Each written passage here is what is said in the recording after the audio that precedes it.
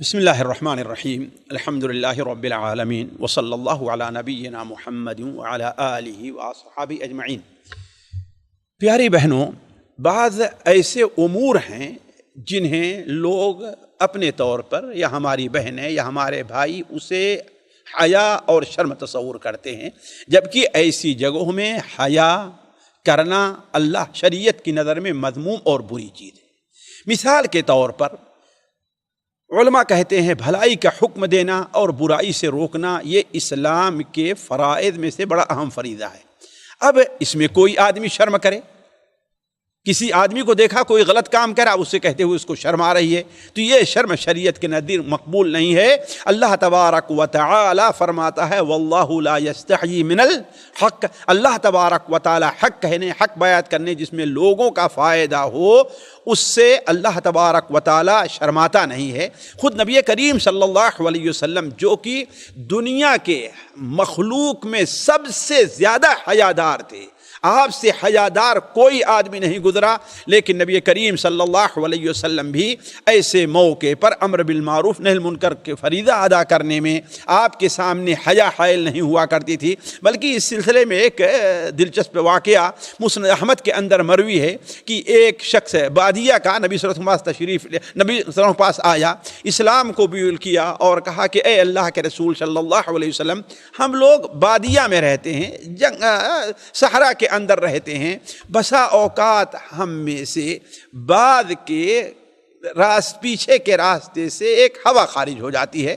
آپ صلی اللہ علیہ وسلم نے اس کے متعلق فرمایا کہ دیکھو اللہ تبارک و تعالی حق بات بیان کرنے، یعنی وہ چیز خواہ معمولی ہو، وہ چیز بیان کرنا لوگ حیا سمجھتے ہوں، اس چیز کا ذکر کرنا لوگوں کے لیے باعث حیا ہو، خواہ معمولی ہونے کی وجہ سے یا کسی اور وجہ سے، لیکن اللہ تبارک و تعالی ایسی چیز بیان کرنے سے شرماتا نہیں ہے۔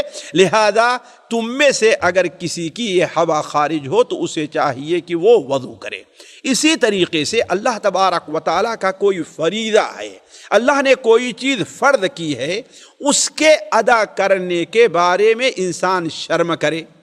مثال کے طور پر اللہ تبارک و تعالی نے نماز پڑھنے کو، روزہ رکھنے کو، اس قسم کی چیزوں کو ہمارے اوپر فرض کیا ہے۔ اب ہم کہیں پر ہیں تو لوگ ہمیں کیا کہیں گے، ان سے شرما کر کے اگر ہم فرض کو چھوڑ دیتے ہیں تو گویا یہ اللہ تبارک و تعالیٰ کے نزدیک اس حیا میں سے ہے جو حیا مذموم اور بری ہے۔ اسی طریقے سے اہل علم کہتے ہیں علم کے سیکھنے اور سکھانے اور پوچھنے اور بتانے میں بھی انسان کو شرم نہیں کرنا چاہیے۔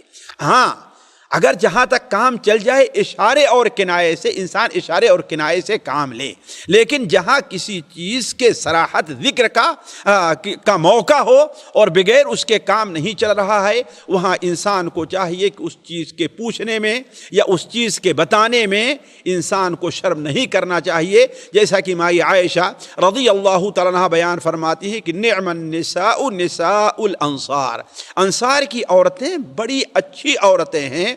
حیا ان کے سامنے اس بارے میں حائل نہیں ہوتی تھی کہ وہ دین کی باتیں سیکھیں اور سکھائیں، حیا دین کی باتیں سیکھیں اور پوچھیں اور اس کی تعلیم حاصل کریں۔ اسی لیے حضرت ام سلیم ایک بڑی مشہور صحابیہ ہیں، بڑی پائے کی صحابیہ ہیں، وہ نبی صلی اللہ علیہ وسلم کی خدمت میں آتی ہیں اور کہتی ہیں اے اللہ کے رسول صلی اللہ علیہ وسلم، اللہ تبارک و تعالی حق بات سے شرماتا نہیں ہے، لہذا میں آپ سے یہ سوال کرنا چاہتی ہوں کہ اگر عورت کو بھی احتلام ہو جائے تو کیا عورت پر غسل ہے یا نہیں ہے؟ آپ صلی اللہ علیہ وسلم نے فرمایا ہاں، اس پر بھی غسل ہے۔ اسی طریقے سے دینی مجلسوں میں حاضری، دیندار لوگوں کے ساتھ بیٹھنا، دینی جہاں جلسات ہوں، بہت سے ہمارے لوگ اپنے مقام کا لحاظ کر کے، اپنے منصب کا لحاظ کر کے، اپنے پیسے کا لحاظ کر کے، اور یہ کہ وہاں پر جو لوگ بیٹھے ہیں وہ غریب قسم کے ہیں، ان مجلسوں کے اندر حاضر ہونے سے شرماتے ہیں۔ شریعت کی نظر میں یہ شرم مذموم اور بری ہے، اس میں بھی حاضری سے انسان کو شرم نہیں کرنا چاہیے۔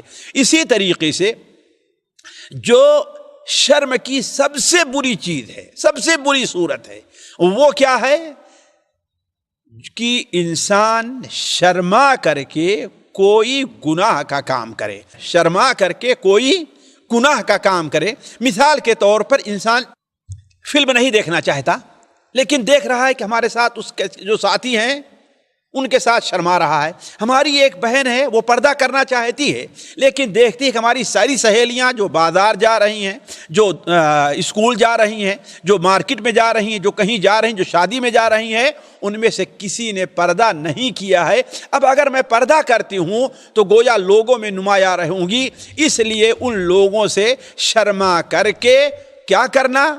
پردے کو چھوڑ دینا۔ اس طریقے سے اس کی اور بھی بہت سی کیفیت ہے۔ تو کوئی بھی ایسا کام ہے جو گناہ کا ہے، وہ اگر شرما کر کے چھوڑتا ہے تو یہ حیا کی سب سے مذموم اور بری صورت ہے۔ اسی طریقے سے بعض لوگ جب لین دین کرتے ہیں تو آپس میں لکھنے کا معاملہ نہیں رکھتے، جبکہ ایک شرعی حکم ہے۔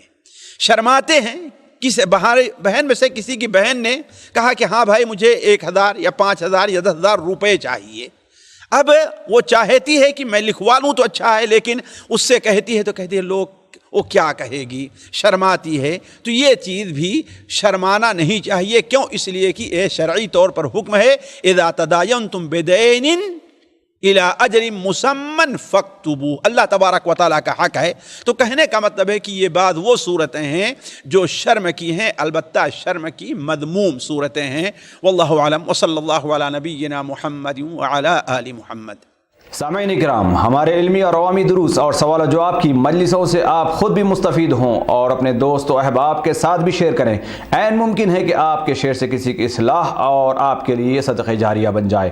واٹس ایپ پر اسلامک میسج حاصل کرنے کے لیے نمبر نوٹ فرمائیں: یعقوب عزیز 00966 5089 59707۔ واٹس ایپ سوال جو آپ گروپ میں ایڈ ہونے کے لیے نمبر نوٹ فرمائیں: عبدالسلام عمری 00966 502627 نمبر بھیجتے ہوئے نام اور پتہ ضرور لکھیں۔